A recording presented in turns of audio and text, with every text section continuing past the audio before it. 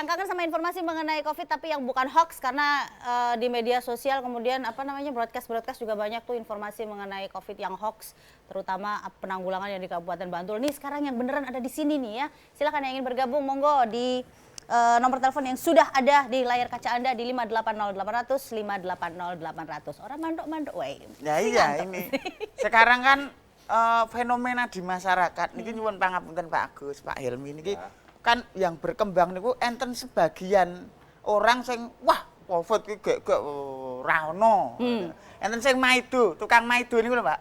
Dadi niku ku sing bener kepripun to, Pak? Niku ben masyarakat niku bisa sadar ngoten lho. Iya. Ya, nggih. Jadi memang itu menjadi salah satu tantangan dari gugus tugas COVID Kabupaten Bantul.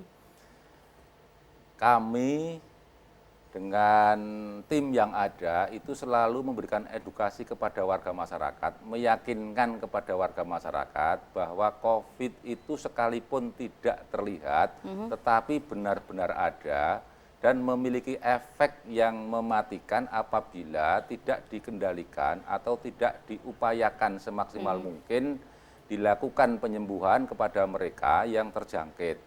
Nah, oleh karena itu warga masyarakat selalu kami harapkan untuk dapat mempercayai terhadap informasi-informasi yang diberikan oleh pemerintah, baik itu gugus tugas tingkat nasional, tingkat provinsi maupun tingkat kabupaten.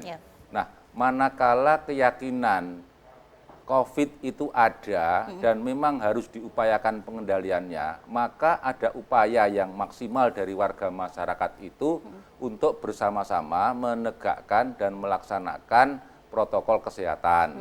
Cuci tangan dengan sabun pada air mengalir, atau menggunakan hand sanitizer, kemudian menggunakan masker dan juga menghindari kerumunan, maka 3 hal itu menjadi wajib dan menjadi rukun COVID yang harus dilaksanakan oleh warga masyarakat. Nah, maka adaptasi kebiasaan baru yang ada di tengah-tengah masyarakat terhadap 3 hal itu harus terus-menerus dipahami dan dilaksanakan. Tugas pemerintah itu kan menyediakan regulasi, kemudian mengedukasi, tetapi inti keberhasilannya itu ada pada warga masyarakat itu sendiri. Maka yang pertama meyakinkan bahwa COVID itu ada, dan jangan percaya bahwa ini hanya permainan pimpinan saja, ini hanya permainan media dan lain sebagainya, itu jangan dipercaya. Tetapi yang jelas kita harus meyakini bahwa COVID ini menjadi musuh yang mendunia dan bukan hanya terjadi di Indonesia atau di Kabupaten Bantul khususnya, tapi terjadi di belahan bumi dimanapun. Nah, oleh karena itu sekali lagi kami harapkan kepada warga masyarakat, yakinlah bahwa COVID itu ada dan mari sama-sama kita laksanakan protokol kesehatan secara konsisten gitu. Nah, dengan 3 rukun tadi ya. Iya. Maka kami lanjutkan. Pemerintah daerah dalam rangka melaksanakan hal itu pengendalian, tidak sedikit anggaran yang kita sediakan. Kami menyediakan kurang lebih 140 miliar, angka yang tidak sedikit untuk upaya ini, baik itu bidang kesehatan. Memang yang paling banyak itu bidang kesehatan.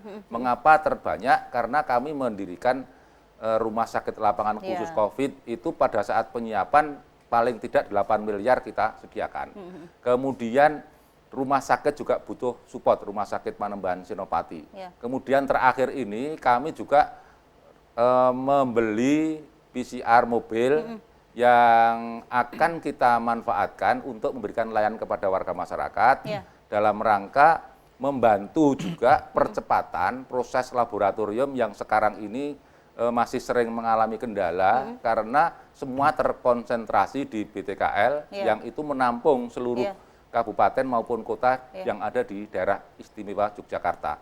Maka sekalipun membutuhkan uang yang cukup banyak, pemerintah kabupaten tetap berusaha semaksimal mungkin disupport karena memang tugas pemerintah itu melayani masyarakat, memberikan rasa nyaman juga bagi warga masyarakat. Di samping itu juga menyediakan dana untuk memberikan jaring pengaman sosial, kita memberikan kepada warga masyarakat yang berhak menerima 600.000 per bulan selama 3 bulan, lalu yang sekarang ini berjalan memberikan 300.000 selama 3 bulan, yang itu membutuhkan anggaran yang tidak sedikit gitu. Kurang lebihnya? Bisa lebih dari 10 miliar Wow. kita distribusikan ke masyarakat. Iya. Dan sekali lagi itu semua untuk Ya. penanganan COVID, tidak hanya bidang kesehatan tapi ekonomi juga. Nah, ini kalau ngomongin nyambung pertanyaannya Pur nih Pak Agus tadi ya, agak tinggi dikit nih. COVID is konspirasi katanya. Wah, niku lho, Pak. Ya. Gimana tuh Pak Agus? Menambahkan disampaikan Pak Helmi.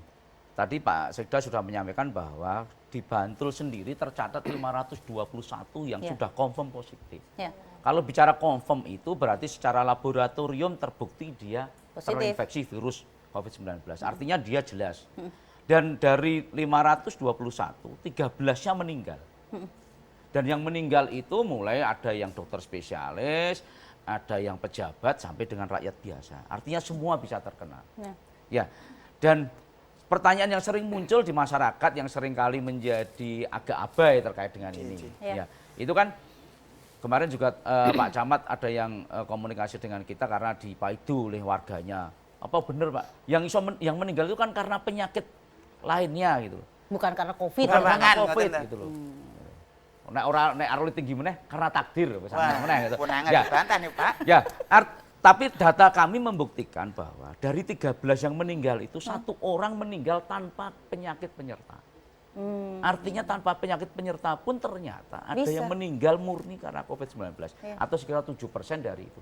Jadi jangan sepelekan, sekali-sekali jangan sepelekan. Meskipun jangan panik, jangan terlalu takut. Iya. Tetapi jangan sepelekan.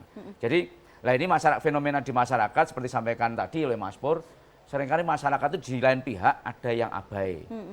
Tadi Pak Sekda sudah Helmi. menyiapkan rukunnya ada 3. Iya.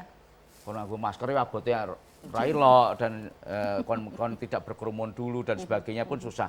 Tetapi ada yang lebay. Pada saat ada yang terkena, langsung jualannya Di portal. tutup di Betul, portal. Pak. Tidak boleh masuk. Padahal awalnya dia nggak percaya ada COVID. Padahal ada COVID, padahal nah, itulah yang kemudian kita harus menyadarkan kepada masyarakat bahwa tidak seperti itu. Dari awal tadi filler kita sudah menyampaikan bahwa COVID itu menular melalui droplet.